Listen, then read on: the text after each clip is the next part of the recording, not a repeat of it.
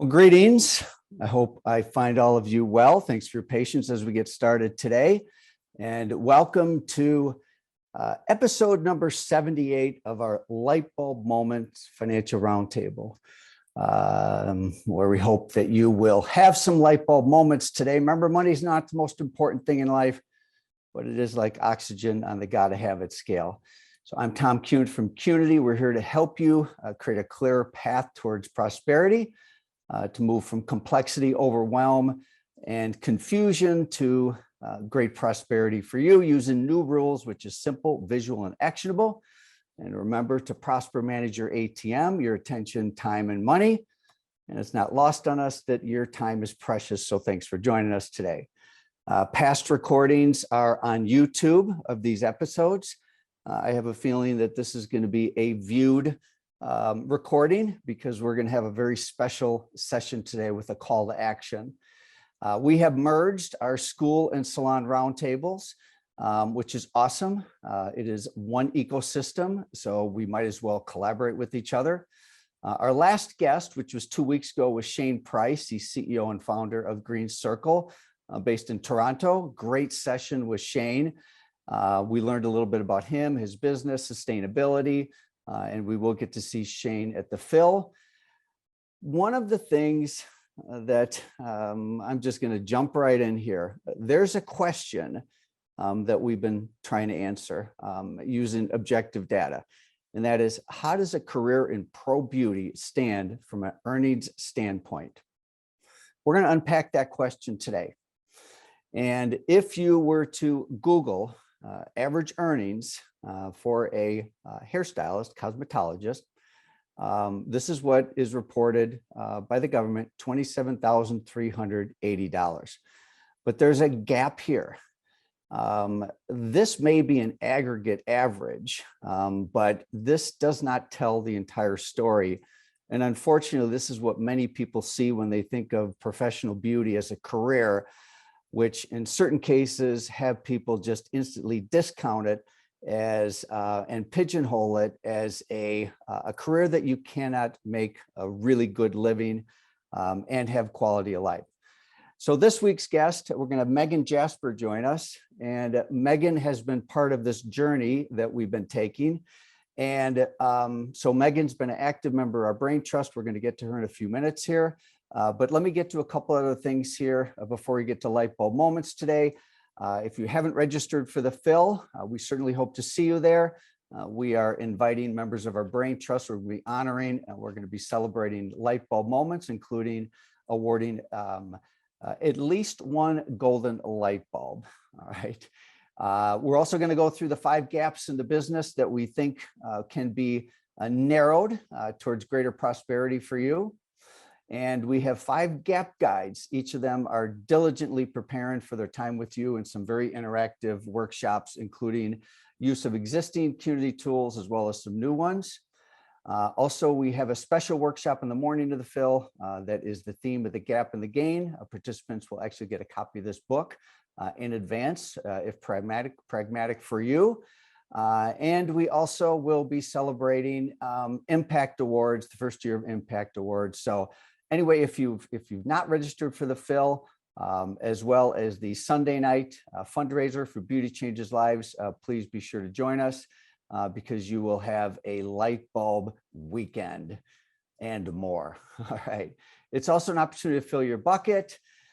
So back to the question, how does a career in pro beauty stand from an earnings standpoint?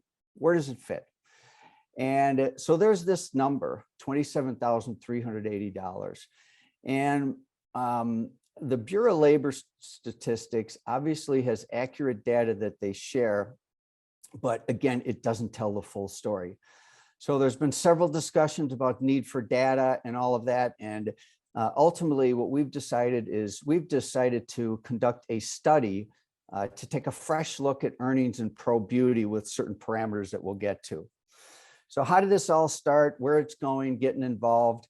With this, let me invite Megan forward here and invite Megan into the conversation. Hi, Megan, how are you? Good morning. I'm excellent. How are you? Well, you are an MVP. You are a frequent member of the Brain Trust. You always go the extra mile, so thank you. And everybody always loves to see and hear from you. Well, Uh, thank you. Now, what time are you in right now? What happened to the time change? Are you an hour different from Central or two? Well, Arizona never changes. So Okay. we are currently at 8 o'clock. All right. So you're up early this morning is where I was getting at. All Easy. right. Well, thank you for joining us on this early morning. And it's much appreciated by me, and I'm sure everybody else listening in. We know you have a lot of friends and fans that join us. So let me get to the story around this. There's just multiple things kind of happening at the same time, Mhm. ultimately to lead us to today, where I'm going to give a spoiler alert to everybody. We are conducting a W-2 compensation study. We're starting very informally, but there has been some more formality attached to it, which we'll go through. We got to go backwards a little bit here, because over the last couple of years, we've done several compensation projects with clients such as Gadabout and some other companies. And we know there's a big difference between compensation and paycheck. And many people do not understand their paycheck. They don't understand their compensation. But also there's a bigger and a global issue here. And that is about attracting talent and, myths about earnings. And man, I got to tell you, you can make a lot of money in this industry. And when I look at that when you look at that $27,000 number, Megan, what do you think? It kind of lights a fire in my belly. It's like it's not reality for where we are. I mean, we think about this industry and the possibilities and the potential that it has and how it's created an amazing life for all of us. And that $27,000 is truth. It is reality in different realms, but for us and for what we're doing and for what 2 to 10 and Qnity and Intercoiffure and all of these organizations and how we're trying to better the industry, it's kind of what lights the fire. Well, and so Erin gave a presentation at Serious Business, and Yes, she did. Heath Smith from Ruiz allowed us to share some of the findings that he'd done internally, looking Mhm. at compensation and looking at the true, W-2 study. Mhm. And that led you to jump in sort of in record pace. And it was like a week later, I think we had you as a guest on the roundtable, and you did something very similar. And with your permission, can I share some of your findings? Yeah, I don't know what you're going to share, but sure. I'm gonna share the summary of your W-2 study. Okay. Yeah, so it kind of started from what Aaron Oh, said, and then there was somebody made a comment, and I don't know where it was along the line, but somebody said you can't retire a hairdresser, and I was like, I beg to differ, because at that moment we actually had one of our nail technicians that was in the process of retiring, and he was sharing his story about how he was retiring as having a very wealthy, right? He was saying he was retiring as a millionaire because of what he was doing to save. And I always believe it's not what you make, it's what you do with what you make. It's how you're saving, it's how you're creating this financial security for yourself. So what we did is when we created that individualized summary for each of our service providers, then afterwards we created this kind of compilation and broke it down both as like what everybody in the company was doing, what that average was, which is what you're seeing here, and then also what it looked like by skill set and by department. So on average, this is sharing that our service providers across the board, hair, skin, body, and nails, we have 6 locations, we have all 4 departments, but on average, our service providers were working about 28.5 hours a week, based off of their time clock. So what hours they've clocked in and out. And our average hourly rate was $34 an hour, average W-2. And just for clarity and transparency, our service providers are on a tip tracking system. So they report their gratuities to us. We don't run them through the till. So this is inclusive of the gratuities that they've reported. So you can kind of explain how you got it to the 40 hours. okay. I guess there's a typo in there. Sorry. All right. So I'm going to go back to something you said about retirement. Okay. Yeah. And I just want to make a quick point because that's very top of mind for us, especially as we're working on a particular module in our Money Pro program. And that is that a third of the millionaires out there have never made six figures any year in their life. So a third of all millionaires have never made six figures. So it really validates that it's more about savings. Now, with your early findings here, so let's unpack this a little bit. Sort of bumper sticker short, the average service provider in your company makes $53,000 and works 28 and a half hours. Okay. Mm-hmm. Now, if we add other trackable and measurable compensation, and what we have quantifiable benefits such as medical insurance. So as well as money paid towards retirement, et cetera, that's where that 60,000 comes from. But this is directly off of, I think it's box 1 of the W-2s. Now, what we found is that, so for comparability, for example, with other industries, we grossed this up to see what it would look like full-time, okay? Which basically means a full-time person, average person in your company, new hires to season, average, not middle, top, or average, makes $75,000 annualized. That's a big difference between 27,000. Now, even if we've got a margin of error of 10% either way on this thing, at least we're starting to fill the gap of understanding. Okay. Now, well, and to your point, Tom, about new hires, this doesn't include our interns. So I didn't do an individualized summary for anybody that wasn't commissioned. So this is so what we've come up with, and I got to give Heath Smith some credit here because he was one of the inspirations, and Candace too. And what's that? Candace too. And Candace Gliato. Yes, absolutely. What we're trying to do is make this very normalized and make it easy. So let me share some other findings. Megan, you might not have even seen these. Okay. All right. So what we're doing is developing a methodology here. Now, if we look at another business here, I can't say the name of this business, but average W-2, 49,000 service providers, but their weekly average of hours is only 25 and a half. So they're very similar in like full-time equivalent type earnings of 77,000. And then with other items, 80. So this is a far cry from 27,000. Now let's go through one more company. All right. By the way, I'm dying to see what's in the chat. All right. So, okay. All right. Another company, average W-2 72. Now, by the way, these are not all premium priced businesses. Okay. These are employee-based businesses. Forget about whether it's commission or hourly. It doesn't matter. It's a W-2. And here we have 71,000 average with right at 30 hours a week. So we're starting to see some patterns come up. But Megan, wouldn't it be exciting to turn this into something a little bit more meaningful and invite a bunch of other companies to be part of this and to really start to collect data that could create a meaningful conversation with people inside and out of Pro Beauty?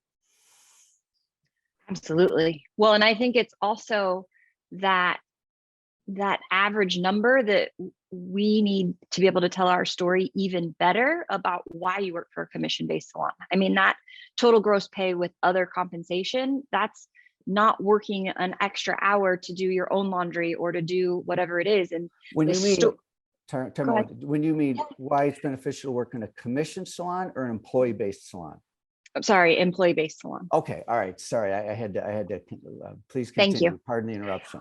No, I just think it's so important because a lot of times we don't have our own story to tell. And so many other people are telling their story. Come work for yourself. You're going to make so much money. You're going to be able to take it all home. You're going to be able to do this. You're going to be able to do that. And like having this information to be able to say, well, working 30 hours a week, you can take home, you know, $70,000 plus gratuities. That's just average.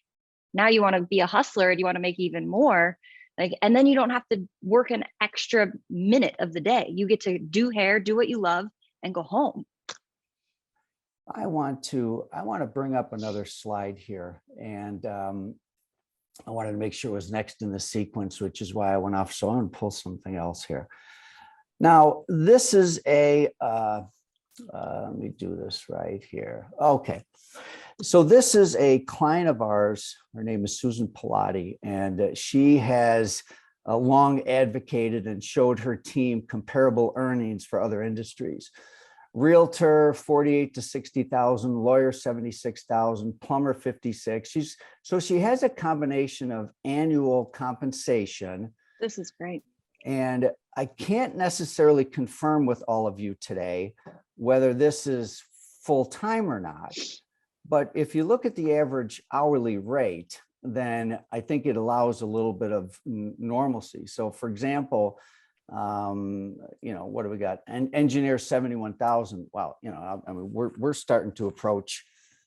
You can make an argument that this is a bit of a stretch. I have to be careful. You know, one of my best friends, an engineer, by the way, that pro beauty can be as financially prosperous as an engineer without a 5-year degree, rigorous this, rigorous that. Yeah, so anyway, you start looking at these other numbers. Now we're starting to see a story that reveals a little bit more. I'm just dying to read some of the chats, by the way. All right, so where are we going with this, or what does this mean? And so how do we go from 5 companies right now that have been sort of early adopters to turn this into a meaningful study? Well, kind of how 2 to 10 started out. It started out very informally. It started out with an opt-in basis, and there was objectivity, there was confidentiality and all of that. So let's go through some of the challenges and trying to answer our question about pro beauty as a financially prosperous career using actual data. So first of all, we have to deal with accuracy. And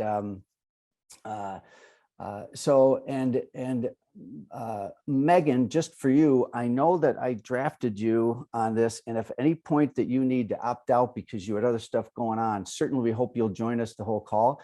But I want to thank you for being involved in this and help for being one of the inspirations for what I think is going to be a very, very powerful study that we're actually going to release at the Phil. So awesome. What I should do is what we should do right now is formally thank you for being a member of the Brain Trust, frequent member. I don't even know how many of these things you have. All right, but it's a lot. All right, so everybody give Megan a virtual round of applause. Megan, you're helpful to stick around if you want, but yeah, some of the stuff I'm going to go through is pretty much just get right to the point on certain things. All right. So in answering this question, accuracy is a concern. Now, for example, so if we just did a study and say industry-wide study and say, okay, submit, you know, your earnings, the industry consists of multiple forms of doing business. And when I say multiple forms of doing business, I'm also going to tie that over to taxation. So we have W-2 earners, we have 1099, and we have multiple solopreneurs that file taxes in very, very different ways. So accuracy is very problematic. And one of the reasons accuracy is problematic is forget the elephant in the room about underreporting, non-reporting, all that kind of stuff. Just from a sheer pragmatic standpoint, it's very, very difficult to get accurate information about solopreneurs. Again, I deal with taxation. We can find accurate information from employee-based salons because they have W-2s that are filed with the government every year, and it's verifiable, and it's a very easy number to find and have access to and everything. So while I would love to do a study that would include the entire professional beauty industry, unfortunately, there's a slice of it that just it's very difficult to access. from a pragmatic standpoint, not from an underreporting standpoint. So what we're going to start with is we're going to start with where we have data, where we have access to it. And the best place to start is with W-2 earnings. All right. Now, how do we deal with tips and unreported income? Well, an employee-based business, they have different ways that they are handling tips. And, in certain cases, there's probably going to be some underreported income due to outside the control of the employer. Okay. But there's a way of addressing that, which I'll get to in a moment. The other challenge is doing a study that's going to be free from bias. Listen, the purpose of this study is not to provide proof that an employee-based business is better than a solo, all right? Although you may choose to use it that way, all right? The real purpose is a higher purpose. It's an industry purpose to understand and get to this number without having to hold off, because we need this study. And by the way, I spoke to the executive team at the Professional Beauty Association, and they do not have a study like this, and they've never done a study like this. The spa industry is different. The spa industry has done compensation studies, and we'll be addressing those findings at a later date. Anyway, so these are some challenges to doing a study. All right, so here's what we're going to do. And spoiler alert, we'd love to have participants in this study. And Michelle, it's going to be up to you to give people more information about this, but simple is good. I'll tell you, when we started doing 2 to 10 studies, we collected numbers from profit and loss statements. That was a nightmare because there's no consistent financial reporting for the salon industry. And it's a complete, huge hassle for analysts to get at meaningful numbers. This is very different. This is really easy and accessible information. In most cases, you download right from your payroll system. So first of all, what we need is we need W-2 gross pay, which is box 1 and box 8 on a W-2 for each person and for the company. We don't actually need to see for each person, but you need to do it that way so we can come up with company totals similar to the 3 different findings I gave you. Number 2, we need average hours per week. And what I'm finding is it's between 25 and 30 hours. Sorry, guys, this is a part-time industry. It's what it is. It's a part-time industry. Other measurable compensation,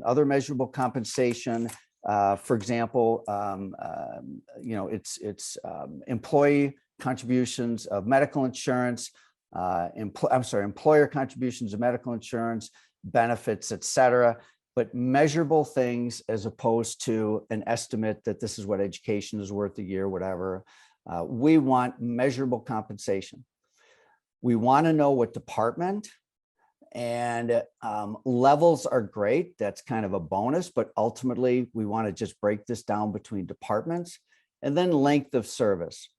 So why this is a little bit of an oversimplification of what we're looking for, because this study will also have a survey asking about where your location is, your price points. So we're going to be collecting some other easy data, but in terms of consistency in this study, this is what we're looking for. And we're only looking for team members with a full year of employment.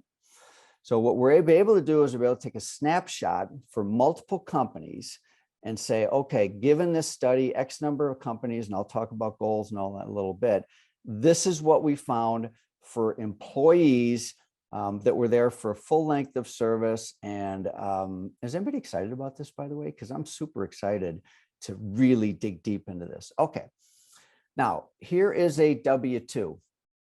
And there's 2 different places where tips can show up on a W-2.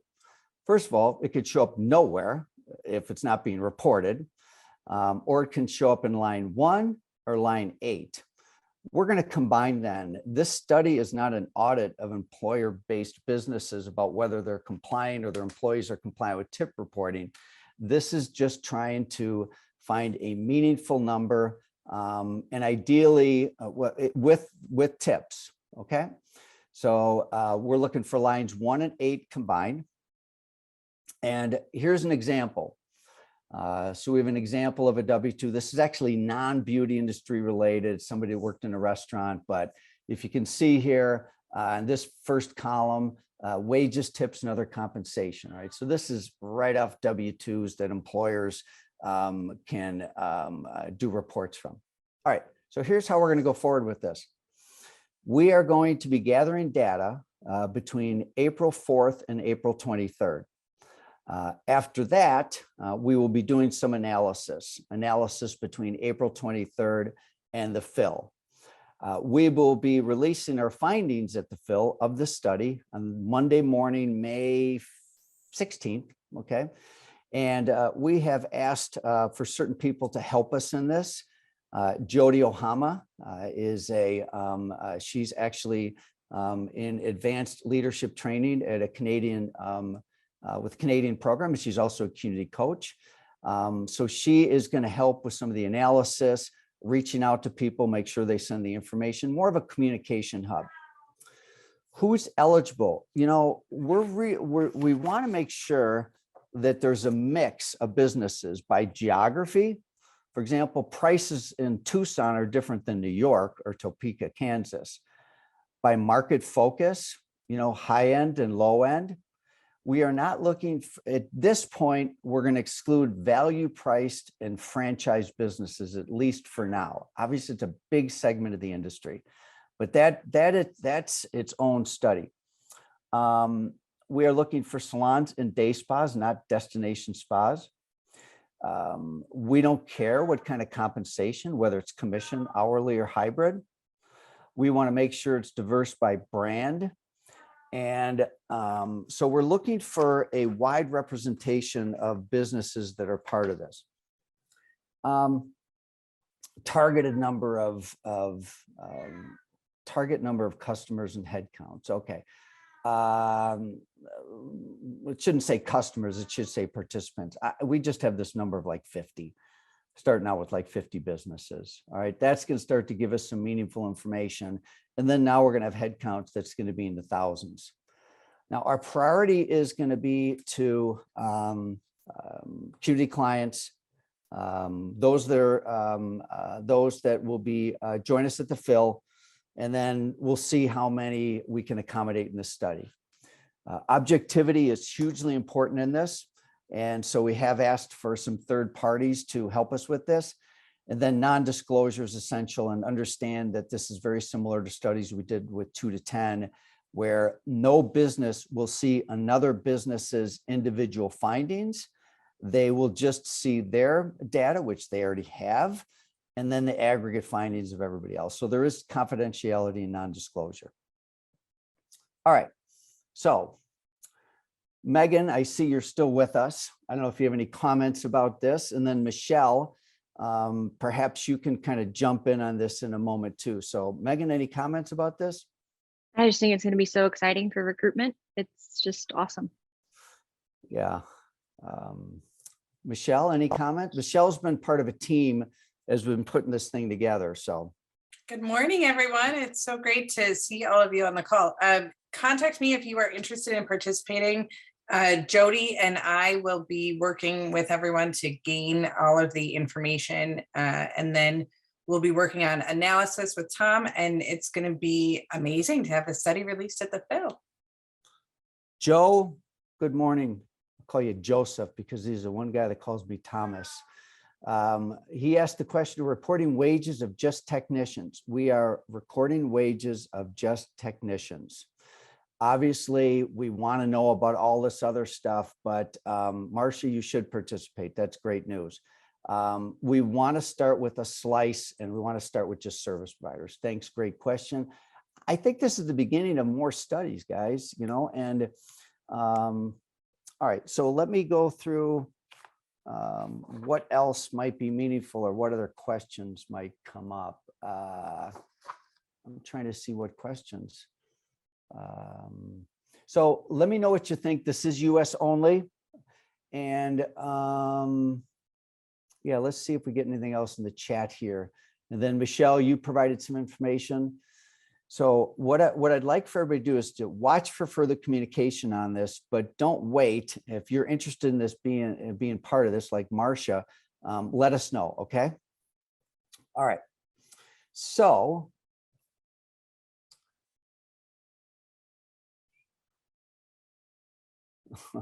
all right. Now, I have got to, we're going to wrap up early today here. And I wanted to make sure that we've got everything we're supposed to cover here. Okay, so once again, Megan, thanks for joining us today and for really being an early adopter on this study and some of your awesome findings. And Megan, I want to let's bring you back to the mic for a second, because I remember that you did this as part of your one-on-ones. And I got to sit with your general managers. And when you broke this down for the individuals and your GMs were recapping the conversations, some of them were along the lines of like, wow, who's really the breadwinner in this family? Did that come up at least just maybe once? Oh, multiple times. We had a service provider that was currently is pregnant, and her significant other was trying to convince her to be a stay-at-home parent, stay-at-home mom. And when she got her individualized summary and had it all broken down, she took it home and she was like, this is why I'm not going to be a stay-at-home mom. I am going to have a career, and my career is important. And it was almost like that moment of empowerment where she had the confidence, not just to say, I want something for myself, I want to have a career, I love what I do, but she had something tangible that she could share and say, this is why. It's not just a hobby. I'm not just cutting hair and not doing anything, right? So it was really cool, and it was a really great experience for our managers. We've never done anything like this. We've never really had conversations. Most people get their W-2, they throw it in their purse and give it to their tax accountant when they're filing taxes. They don't know how much money they make. And to really have it broken down, and then to be able to share our story about what Gadabout and Verve contributes above and beyond what they're seeing on their W-2 that was powerful. Yeah. Well, the beauty of a study like this is there's macro purposes, to help the industry. We're in a human capital crisis, and we're not attracting career professionals in the industry. And part of the reason is because the full story is not being told about what type of career this is. But yeah, making more money than lawyers, accountants, architects, et cetera. And and here's the thing, most of the category I just mentioned, they don't work 40 hours a week. They work 50 hours a week or more. And so to make that kind of money, and work is not being taken home in pro beauty in most cases. It's like when you're done, you're done. And, there might be a little bit extra study here and there, but when you're done, which is why it's such an amazing career, following sort of our three big icons: make great money, do what you love, and have a quality of life. Yeah. Right. So it works for macro purposes for the industry and micro purposes for companies like yours to be able to tell the Phil story with your team. And I think it was amazing to listen to some of those stories by your GMs, and we might draft them to tell a few of those stories at the Phil, I think. So sure. We'll all be there. So we're excited. All right, so let's see here. I am going to come back over to. All right. Qnity in action. We're going to see a lot of our Qnity in action clients at the Phil, and they're going to take a deeper dive into the Qnity tools. Also have community with each other. So if you're not working with a coach, certainly reach out to us for a complimentary discovery call. Remember, on that Sunday night, we're going to be celebrating Megan and so many other people, many of you that are on the call. So please go ahead and register for the Phil. I do want to give a shout out to our sponsors, which are Pivot Point, who we're partners with in our money course for students. If you're not a money school, we'd love to have you become a money school. You can go to qnityforschools.com to book a demo. Also, Lightheart Sanders, CPAs, they will actually be at the Phil. You'll get to meet Jarrett and another member of his team there. They're doing great work in the school part and in the school part of the industry, and are doing more and more on the salon side. So closing thoughts. I mean, I love the opportunity to change mindsets, and change mindsets really based upon facts. And that's one of the reasons I'm so excited about this study. So, all right. Guys, it is 38 minutes after the hour. I'm going to go through and see who's on the call with us today to say hey, which I always love to do. We got a good turnout today by Amy and Anna and Andrew and Ann and Ashley and Austin's with us today. Bijan and Caitlin and Carolyn and Cheyenne and Christine B and Christine G. Dawn, hi Dawn, and Hayden and Heather. Good morning, Jackie. Good to see you on with us today, as well as Jan. Oh, and Jana Westerbeek, your partner in crime, is with us. Good morning, Jana. Jared, hi Jared, and Joe and Jonathan and JP from our team, and Karen and Carrie. Hi Kate and Kevin and Con and Linda, Louisa and Marie and Mark and Melissa. Michael Shea, I finally get to meet you in Scottsdale. Michael Batchelor's on here also, and he is part of Mitchell's, and Michael has also agreed to be part of the study. And Michael, thank you for that.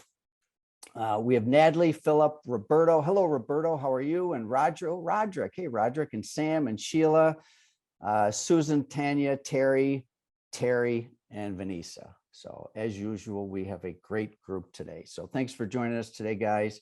And we hope that you'll participate in the study.